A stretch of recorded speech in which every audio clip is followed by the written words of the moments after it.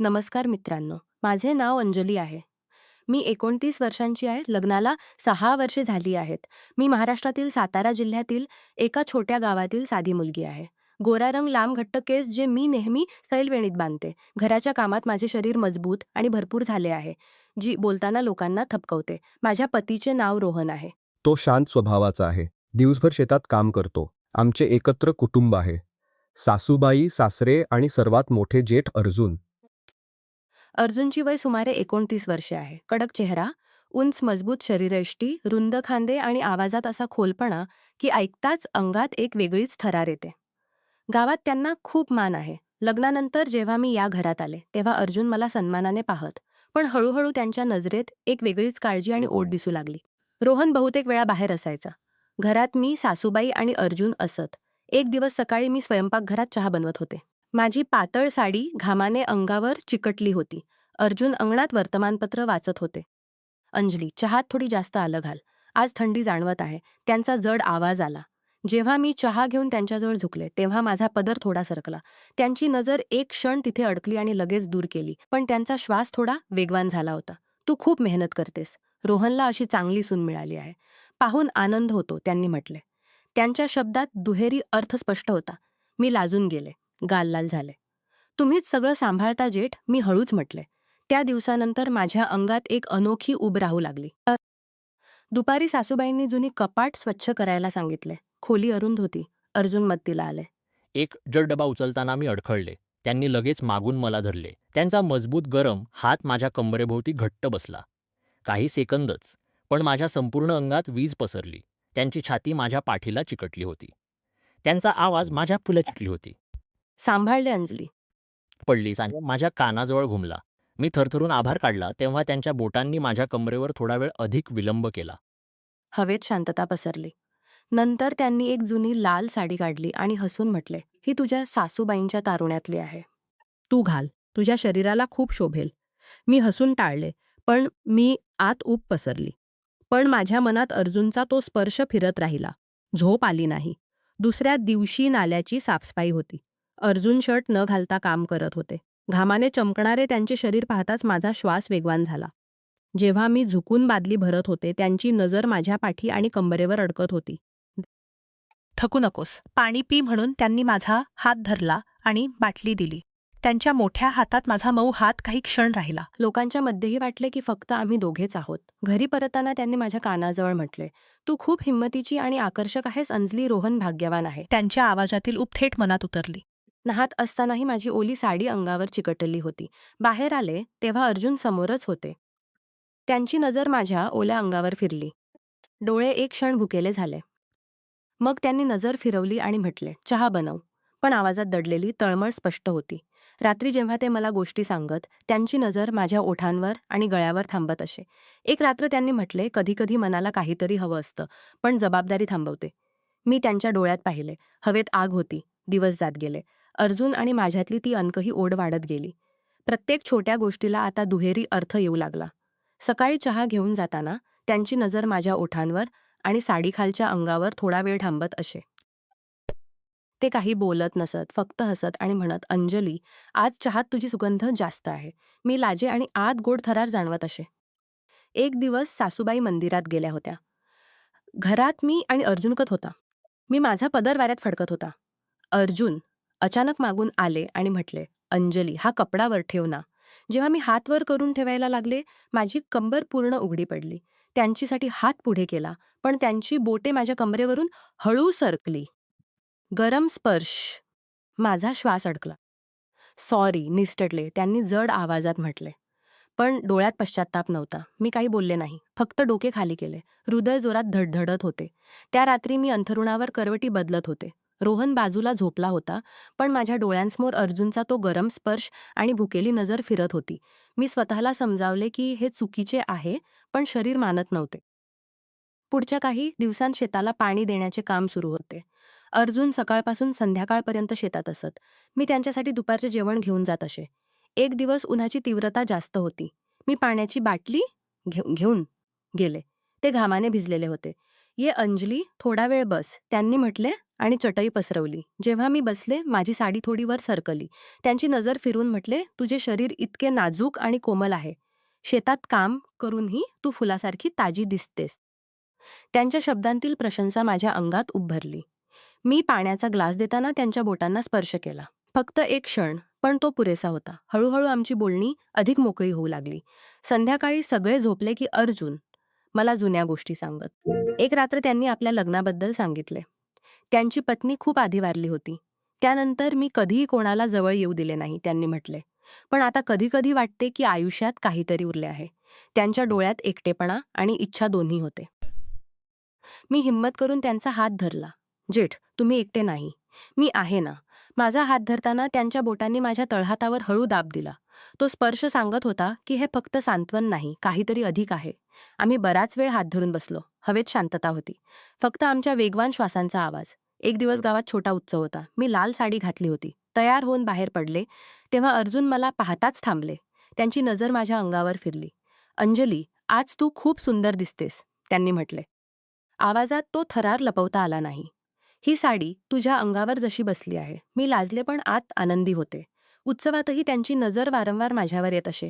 जेव्हा मी नाचत होते त्यांचे डोळे माझ्या हलणाऱ्या कंबरेवर टिकले होते. उत्सवानंतर घरी परतताना रस्ता शांत होता. अर्जुन माझ्याबरोबर चालत होते. अचानक वाऱ्याचा झोका आला आणि माझा पदर उडाला. त्यांनी लगेच हात पुढे केला आणि पदर सावरला. पण त्यांचा हात माझ्या खांद्यावर आणि गळ्यावर स्पर्शला. आम्ही दोघे एक क्षण खूप जवळ आलो. त्यांचा श्वास माझ्या चेहऱ्यावर पडत होता. अंजली, त्यांनी फक्त इतकेच म्हटले. त्यांच्या डोळ्यात ती तळमळ आता लपवता येत नव्हती. मी नजर खाली केली, पण माझ्या अंगात आग लागली होती. घरी येऊन मी आरशात स्वतःला पाहिले. गाल लाल होते. श्वास वेगवान होता. मी विचार करत होते की हे कुठे जात आहे, पण थांबवताही येत नव्हते. दुसऱ्या दिवशी रोहन शहरात गेला होता. घरात फक्त आम्ही 3 जण होतो. संध्याकाळी अर्जुन मला वरच्या खोलीत बोलावले. काही जुने सामान पाहायला सांगितले. खोली अंधारी होती. आम्ही दोघे जवळजवळ होतो. एक डबा काढताना मी त्यांच्या छातीला धडकले. त्यांची छाती मजबूत होती. हृदय जोरात धडधडत होते. माफ करा, मी म्हटले, पण मागे हटले नाही. तेही हटले नाहीत. त्यांची बोटे माझ्या कंबरेवर पुन्हा आली. यावेळी दाब अधिक होता. अंजली, तू मला काय आहेस हे तू जाणत नाहीस, त्यांनी हळू म्हटले. त्या क्षणी माझे डोळे बंद झाले. पण तिकडे खाली सासूबाईंचा आवाज आला आणि आम्ही हृदय अजूनही धडधडत होते. अशा छोट्या छोट्या घटना वाढत गेल्या. प्रत्येक स्पर्श, प्रत्येक नजर, प्रत्येक बोलणे आम्हाला अधिक जवळ आणत होते. रोहनला कधीकधी शंका येई, पण मी टाळत असे. आत मी जाणत होते की आता हा संबंध फक्त जेठ-सूनचा राहिला नव्हता. एक संध्याकाळ मी एकटी छतावर कपडे वाळवत होते. अर्जुन वर आले. सूर्य मावळत होता. लाल आकाशाखाली त्यांनी माझ्याजवळ येऊन उभे राहिले. तुला पाहून वाटते जसं आयुष्यात रंग आलाय, त्यांनी म्हटले. मग हळूच माझ्या केसांना स्पर्श केला, फक्त हलकासा. पण माझ्या संपूर्ण अंगात वीज पसरली. मी त्यांच्याकडे पाहिले. त्यांचे डोळे भुकेले होते. जेठ, मी फक्त इतकेच म्हटले. तो क्षण खूप लांब वाटला. आम्ही दोघे जाणत होतो की पुढे जाणे सोपे नाही, पण मागे हटणेही कठीण झाले होते. त्या छतावरील संध्याकाळानंतर सगळं अधिक तीव्र झालं. अर्जुन आता माझ्याकडे पाहत तेव्हा त्यांच्या डोळ्यात दडलेली ओढ स्पष्ट दिसत असे. मीही नजर चोरत असे, पण आत वाट पाहत असे की ते पुन्हा कधी येतील. रोहन शहरात गेल्यानंतर घरातील वातावरण अधिक खाजगी झाले होते. सासूबाई सकाळी मंदिरात जात. एक दिवस दुपारी मी स्वयंपाकघरात जेवण बनवत होते. अर्जुन अचानक मागून येऊन म्हटले, अंजली, आज काय बनवतेस? जेव्हा मी वळले, ते खूप जवळ उभे होते. त्यांची छाती माझ्या छातीला जवळजवळ स्पर्शली. माझा श्वास वेगवान झाला. डाळ भात जेठ, मी थरथरत्या आवाजात म्हटले. त्यांनी असून माझ्या गालावर बोट फिरवले. तुझ्या हाताचं जेवण तर स्वर्ग आहे, पण तू स्वतः त्याहून गोड आहेस. त्यांचे बोट माझ्या गालापासून ओठांजवळ आले. मी डोळे बंद केले. तो क्षण किती गरम होता. मग त्यांनी हात काढला आणि हळूच हसले. लाजू नकोस अंजली, मी फक्त मजा करतोय. पण आम्ही दोघे जाणत होतो की ते मजा नव्हते. त्याच संध्याकाळी गावातील जमिनीच्या जुन्या वादामुळे अर्जुनला शहरातील न्यायालयात जावे लागले. त्यांनी मलाही सोबत यायला सांगितले, कारण रोहन शेतात व्यस्त होता. तुझी मदत लागेल, त्यांनी म्हटले. आम्ही बसने शहरात गेलो. हॉटेलमध्ये 2 वेगळ्या खोल्या बुक होत्या, पण रात्री कोर्टाची बैठक उशिरा संपली. लॉबीत आम्ही दोघे बसलो. हलका अंधार, मन प्रकाश. अर्जुनने आपल्या आयुष्याबद्दल सांगितले. पत्नी गेल्यानंतर मी कधीही कोणाला आपले मानले नाही, पण तू आल्यानंतर सगळं बदललं अंजली. त्यांचा हात टेबलावर माझ्या हाताजवळ होता. मी हिंमत करून त्यांचा हात धरला. त्यांच्या बोटांनी माझ्या बोटांत गुंफल्या. आम्ही बराच वेळ हात धरून बसलो. त्यांच्या अंगठीने माझ्या तळहातावर फिरत होत्या. तो स्पर्श इतका खोल होता की माझ्या अंगात करंट पसरला. जेठ, हे काय चाललंय आपल्यामध्ये? मी हळू विचारले. ते माझ्या डोळ्यात पाहून म्हटले, जे व्हायला हवं होतं तेच चाललंय. त्या रात्री आम्ही आपापल्या खोल्यात गेलो, पण कोणाला झोप आली नाही. मी वारंवार दाराकडे पाहत होते. कदाचित ते येतील, पण ते आले नाहीत. कदाचित जबाबदारीने त्यांना थांबवले. घरी परतल्यानंतर ती शहरातील रात्र आमच्यामध्ये गुंजत राहिली. आता नजर भिडताच स्मित उमटत असे. एक दिवस मी त्यांच्या खोलीत कपडे ठेवत होते. ते अंथरुणावर निघाले होते. शर्टचे वरचे बटण उघडे होते. त्यांची छाती दिसत होती. मी कपडे ठेवून जायला लागले. अंजली, थांब ना. मी थांबले. त्यांनी उठून माझ्याजवळ आले आणि माझी वेणी सोडली. लांब केस माझ्या पाठीवर पसरले. तुझे उघडे केस पाहण्याची इच्छा होते, त्यांनी म्हटले आणि माझ्या केसात हात फिरवला. त्यांच्या बोटांनी माझ्या मानेला स्पर्शला. मी थरारून गेले. त्या दिवसानंतर छोट्या छोट्या भेटी वाढल्या. कधी छतावर, कधी जुन्या खोलीत, कधी अंगणात. प्रत्येक वेळी स्पर्श थोडा अधिक, बोलणी थोडी खोल. गावात मोठा सण येणार होता. जुन्या मंदिराची प्राणप्रतिष्ठा. अर्जुनने मला जबाबदारी दिली की मी देवी देवतांची सजावट सांभाळीन.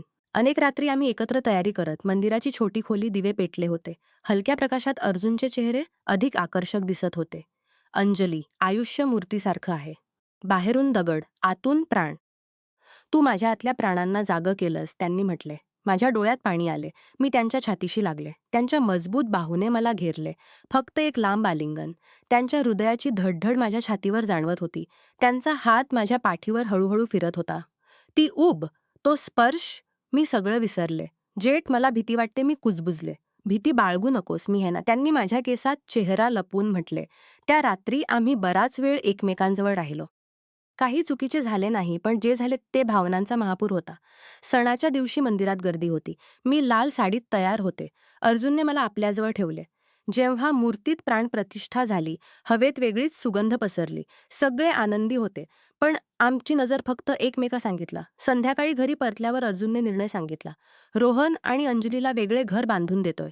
कुटुंब छोटे असेल पण नाते मजबूत राहील. त्यांनी रडले. सगजूनने मला वेगळे बोलावले. अंजली, मी तुझ्या डोळ्यात पाहिलंय.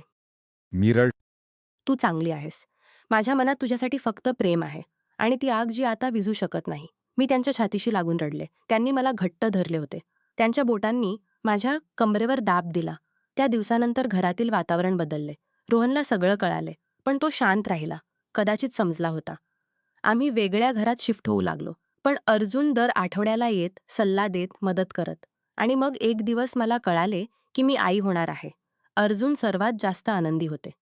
त्यांनी मला गळ्यात घातले आणि म्हटले, तू कुटुंबाला नवीन प्रकाश दिलास अंजली. त्यांचे आलिंगन यावेळी अधिक खोल होते. आई होण्याच्या बातमीने घरात आनंदाची लहर आली. पण माझ्यात आणि अर्जुनमध्ये ती गुप्त आग आता अधिक तीव्र झाली होती. प्रत्येक भेटीत तो स्पर्श आधीपेक्षा लांब आणि खोल होत असे. वेगळे घर बांधण्याची तयारी सुरू होती. अर्जुन वारंवार येत आणि काम पाहत. एक दिवस संध्याकाळी मी एकटी घरी होते. रोहन शेतात गेला होता. अर्जुन अचानक आले. कशी आहेस अंजली? थकली नाहीस ना? मी हसले. माझे पोट हलकनसे उठू लागले होते. त्यांनी जवळ येऊन हात माझ्या पोटावर ठेवला. माझा भाचा किंवा भाची, त्यांनी हळू म्हटले. त्यांची तळहात गरम होती. तो स्पर्श थेट हृदयात उतरला. त्यांच्या मजबूत बाहूने मला घेरले. आम्ही बराच वेळ तसेच उभे राहिलो. त्यांच्या बोटांनी माझ्या पाठीवर फिरत होत्या. कधी कंबरेवर दाब दिसत. तुझे शरीर आता अधिक नाजूक आणि आकर्षक झाले आहे. त्यांनी माझ्या कानात कुजबुजले. माझे संपूर्ण शरीर थरारले. मी त्यांची शर्ट पकडली. त्या क्षणी आम्ही दोघे खूप जवळ होतो. त्यांचा श्वास माझ्या चेहऱ्यावर, माझा श्वास त्यांच्या छातीवर. पण आम्ही थांबलो. जबाबदारीने पुन्हा थांबवले. दिवस जात गेले. वेगळे घर तयार झाले. आम्ही शिफ्ट झालो. पण अर्जुन दर दुसऱ्या दिवशी येत. कधी निमित्ताने, कधी मदतीच्या नावाखाली. एक दिवस पाऊस पडत होता. रोहन बाहेर अडकला होता. अर्जुन छत्री घेऊन आले. भिजलेले होते. त्यांची शर्ट अंगावर चिकटली होती. शरीर स्पष्ट दिसत होते. जेव्हा मी त्यांची छाती पुसत होते, त्यांची नजर माझ्या ओल्या ब्लाउजवर अडकली. अंजली, तुला पाहून स्वतःला थांबवणे खूप कठीण होत आहे, त्यांनी जड आवाजात म्हटले. मी नजर खाली केली, पण हात काढला नाही. त्यांच्या बोटांनी माझ्या ओल्या केसात गुंतल्या. आम्ही एकमेकांजवळ आलो. त्यांचे ओठ माझ्या कपाळाजवळ होते. फक्त एक क्षण. पण तिकडे रोहनचा आवाज आला आणि आम्ही वेगळे झालो. रात्री रोहनबरोबर निघाले असतानाही माझ्या मनात अर्जुनच होते. त्यांची गरम छाती, मजबूत हात, भुकेली नजर.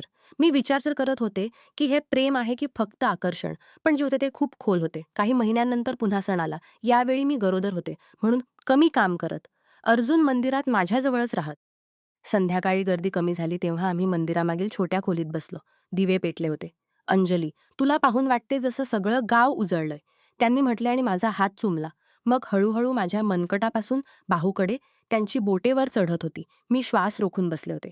त्या रात्री आम्ही बराच वेळ बोललो. त्यांनी आपला एकटेपणा सांगितला. मी माझ्या कमजोऱ्या. मग त्यांनी मला आपल्या मांडीवर बसवले. माझी पाठ त्यांच्या छातीला लागली. त्यांचे बाहू माझ्या पोटावर होते. आम्ही फक्त तसेच बसलो. सुकून आणि तळमळ तिने एकत्र होती. घरी परतल्यावर रोहनने मला पाहिले. तू आज खूप आनंदी दिसतेस, त्याने म्हटले. मी हसून टाळले, पण आत अपराधबोधही होता. वेळ जात गेला. माझ्या पोटात मूल मोठे होऊ लागले. अर्जुन सर्वात जास्त काळजी घेत. कधी फळे आणत, कधी डॉक्टरांकडे सोबत जात. लोक म्हणत जेठ इतके प्रेम करतात. पण आम्ही दोघे जाणत होतो की हे प्रेम साना अर्जुन आले. रोहन झोपला होता. आम्ही छतावर बसलो. चांदणी रात्र होती. त्यांनी माझ्या खांद्यावर हात ठेवला. मग हळू गळ्यात घातले. अंजली, तू माझे आयुष्य आहेस, त्यांनी म्हटले. त्या आलिंगनात ती सगळी तळमळ होती, जी महिन्यांपासून जमा होत होती. त्यांचा हात माझ्या पाठीवर, कंबरेवर, केसांत.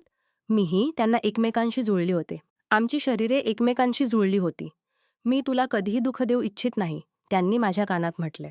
पण ही आग विझत नाही. मी त्यांच्या छातीवर डोके ठेवले. मलाही तसंच होतंय जेठ. त्या रात्री आम्ही बराच वेळ एकमेकांच्या उभेत मिसळलो. कोणी पुढे गेले नाही. पण जे झाले ते भावनांचा सदखोल मिलाप होता. मग एक दिवस कुटुंबात नवीन आनंद आला. सासूबाईंनी ठरवले की बाळाच्या जन्मानंतर आम्ही सगळे मिळून मोठा उत्सव साजरा करू. पण आत वादळही वाढत होते. रोहनला आता शंका येऊ लागली होती. तो शांत राहत, पण त्याच्या नजरा बदलल्या होत्या. अर्जुन आणि मी आता अधिक सावधपणे भेटत, पण प्रत्येक भेटीत ती जुनी आग पुन्हा पेटत असे. बाळाच्या जन्माची तयारी जोरात होती. मी आता जड झाले होते. पण अर्जुनच्या नजरेत माझी सुंदरता आधीपेक्षाही वाढली होती. ते म्हणत, गर्भावस्थेत तू अधिक निखरायली आहेस अंजली. तुझे शरीर जसं फुललंय. त्यांचे हे शब्द ऐकून मी लाजे, पण आत उब पसरत असे. एक दिवस दुपारी रोहन शेतात गेला होता. अर्जुन आले आणि म्हटले, आराम करत आहेस ना? मी अंथरुणावर निघाले होते. त्यांनी जवळ बसून माझ्या पोटावर हात फिरवला. मग हळूहळू त्यांचा हात माझ्या कंबरेवरून पोहोचला. तुझी त्वचा आता अधिक मऊ झाली आहे, त्यांनी कुजबुजले. त्यांच्या बोटांनी माझ्या गळ्यावर फिरत होत्या. मी डोळे बंद करून निघाले होते. माझा श्वास वेगान झाला होता. त्यांनी माझे कपाळ चुंबले, मग गाल हळूच. पण तो स्पर्श आगीसारखा होता. जेठ रोहन, मी थरथरत म्हटले. त्यांनी मला शांत केले आणि पुन्हा आपल्या बाहूत घेतले. आम्ही बराच वेळ तसेच निघालो. त्यांची छाती माझ्या पाठीला लागली होती. त्यांचा हात माझ्या पोटावर आणि छातीखाली. सुकून आणि प्रतिबंधाची तळमळ सगळं एकत्र होते. बाळाचा जन्म झाला. एक सुंदर मुलगी. संपूर्ण कुटुंब आनंदी होते. अर्जुन सर्वात जास्त. त्यांनी बाळीला मांडीवर घेतले आणि माझ्याकडे पाहून हसले. त्यांच्या डोळ्यात प्रेम, अभिमान आणि अनकही इच्छा होती. उत्सवाची तयारी सुरू होती. घरात पाहुणे येऊ लागले. पण अर्जुन आणि माझ्यातील क्षण चोरून चोरून निघत राहिले. त्या रात्री उत्सवानंतर जेव्हा सगळे थकून झोपले, अर्जुन माझ्या नवीन घरी आले. अंजली, आज तू खूप सुंदर दिसत होतीस, त्यांनी म्हटले. मी त्यांना आत बोलावले. खोलीत हलका प्रकाश होता. त्यांची छाती माझ्या छातीला लागली. त्यांचा हात माझ्या कंबरेभोवती घट्ट होता. मी तुला किती हवी आहे, त्यांनी माझ्या ओठांजवळ म्हटले. त्यांचा श्वास गरम होता. मी त्यांची शर्ट पकडली. आमचे श्वास मिसळले. त्यांचे ओठ माझ्या गालावर, मानेवर आणि खांद्यावर फिरले. मी थरारत होते. त्या रात्री आम्ही खूप जवळ आलो. शरीरातील हृदयाची धडधड आणि आत्मीयतेचा मिलाफ. पण आम्ही सीमा ओलांडली नाही. तरीही ती रात्र आमच्या नात्याची सर्वात खोल रात्र होती. सकाळी रोहनने मला पाहिले. तू रात्रभर कुठे होतीस? त्याचा आवाज संशयास्पद होता. मी निमित्त केले, पण आता शंका खोल होत होती. अर्जुन आता अधिक भेटी सुरूच होत्या. कधी शेतात, कधी मंदिरात, कधी छतावर. प्रत्येक वेळी स्पर्श वाढत, नजर अधिक खोल होत. एक दिवस रोहनने अर्जुनला थेट विचारले, भाऊ, अंजलीबरोबर तुमचे नाते सगळं सामान्य आहे ना? अर्जुनने शांत आवाजात उत्तर दिले, हो, ती माझी सून आहे आणि मी तिचा जेठ. पण त्यांच्या डोळ्यात खोटे लपले नाही. रोहन शांत झाला, पण तणाव वाढला. आता मी 2 आगांमध्ये अडकले होते. एकीकडे पतीचा अधिकार, दुसरीकडे अर्जुनचे ते खोल प्रेम जे मला ओढत होते. मग एक मोठा वळण आला. गावात जमिनीचा जुना वाद पुन्हा सुरू झाला. अर्जुनला पुन्हा शहरात जावे लागले. यावेळी त्यांनी मला सोबत नेण्यास नकार दिला. तू बाळीसोबत राहा, त्यांनी म्हटले. पण त्यांच्या डोळ्यात होते की ते एकटे जाऊ इच्छित नाहीत. ते गेले. पूर्ण 15 दिवस. रात्री त्यांच्याबद्दल विचार करून करवटीत बदलत. त्यांचे गरम बाहू, जड आवाज, स्पर्श सगळं आठवत असे. जेव्हा ते परतले, पहिल्या भेटीत त्यांनी मला घट्ट गळ्यात घातले. खूप आठवलीस तू, त्यांनी म्हटले. त्यांचे डोळे ओले होते. त्या दिवशी आम्ही बराच वेळ एकत्र राहिलो. त्यांनी माझे केस फेरले, माझ्या कंबरेवर हात फिरवला, माझे ओठ आपल्या बोटांनी स्पर्शले. आमच्या दोघांच्या डोळ्यात पाणी होते. कुटुंब आता आधीसारखे राहिले नव्हते. बाहेरून सगळं शांत होते, पण आत वादळ चालू होते. अर्जुन परतल्यानंतर घरातील संपूर्ण वातावरण बदलले होते. रोहन आता अधिक शांत राहू लागला होता. तो मला आणि अर्जुनला पाहत असे, पण काही बोलत नसे. मी आत थरथरत होते. एक संध्याकाळ अर्जुन आले. रोहन घरी होता. त्यांनी सामान्य बोलणी केली, पण त्यांची नजर माझ्यावर होती. रात्री अर्जुन भावांशी काही अधिक ओढ वाटते का? मी घाबरले. डोळे खाली केले. नाही. ते माझे जेट आहेत. पण रोहनला विश्वास बसला नाही. त्याने म्हटले, मी सगळं पाहतोय. त्या रात्री मी रडले. दुसऱ्या दिवशी अर्जुनला सगळं कळाले. त्यांनी मला वेगळे बोलावले. अंजली, मी तुला दुःख देऊ इच्छित नाही. जर तू म्हणालीस तर मी दूर होतो. माझ्या डोळ्यात पाणी होते. मी त्यांचा हात धरला. मी तुम्हाला गमावू इच्छित नाही जेठ. पण हे नातेही तोडू इच्छित नाही. त्यांनी मला घट्ट गळ्यात घातले. यावेळी आलिंगनात वेदनाही होती, प्रेमही होते. त्यांच्या बोटांनी माझ्या पाठीवर कापत होत्या. तू माझी जान आहेस, त्यांनी म्हटले. मग त्यांनी निर्णय घेतला. त्यांनी रोहनला वेगळे बोलावले. दोन्ही भावांमध्ये लांब बोलणी झाली. रोहन रागावला होता, पण अर्जुनच्या शब्दांत सत्य होते. मी कधीही सीमा ओलांडली नाही. फक्त मनातून तिला हवी आहे, त्यांनी म्हटले. रोहन शांत राहिला. शेवटी त्याने म्हटले, भाऊ कुटुंब नीट होऊ लागल्या. अर्जुन आता कमी येऊ लागले, पण जेव्हा येत तेव्हा त्यांच्या नजरेत तीच जुनी उब असे. आमची भेट आता कमी पण अधिक खोल झाली होती. बाळी मोठी होऊ लागली. मी आता आई बनले होते. पण आत ती स्त्री अजून जिवंत होती, जी अर्जुनच्या नजरेत सुंदर दिसत असे. एक दिवस सणावर संपूर्ण कुटुंब एकत्र जमले. अर्जुनने सगळ्यांना एकत्र केले आणि म्हटले, आयुष्यात नाती अनेक रूपे घेतात. काही समजत नाहीत पण मन जाणते. मी नेहमी कुटुंबाला आधी ठेवले. त्यांचे शब्द ऐकून पाहिले आणि हळूच हसले. वेळेनुसार ती आग मंद जरूर झाली, पण कधीच विझली नाही. आम्ही अजूनही एकमेकांकडे सन्मान आणि खोल प्रेमाने पाहतो. रोहन समजला होता. कुटुंब मजबूत झाले होते. मी अजूनही त्यांना जेठच म्हणते, पण मनात ती जागा नेहमी त्यांच्या नावाची आहे. ही कथा फक्त जेठ आणि सुनेची नाही. नात्यांची खोली, इच्छा, जबाबदाऱ्या आणि प्रेमाची आहे. विचार करणारे विचार करत राहतील की काही झाले की नाही. पण खरे तर समज आणि सीमांचे प्रवास होते. चांगले लोक समजतील. नमस्कार मित्रांनो, तुम्हाला ही कथा आवडली असेल तर चॅनेलला सबस्क्राईब करायला विसरू नका. आणि यापेक्षाही अधिक रंजक व्हिडिओ पाहण्यासाठी माझ्या चॅनेलवर नुकताच अपलोड केलेला नवीन व्हिडिओ नक्की पहा. तो तुम्हाला खूप आवडेल अशी मला आशा आहे.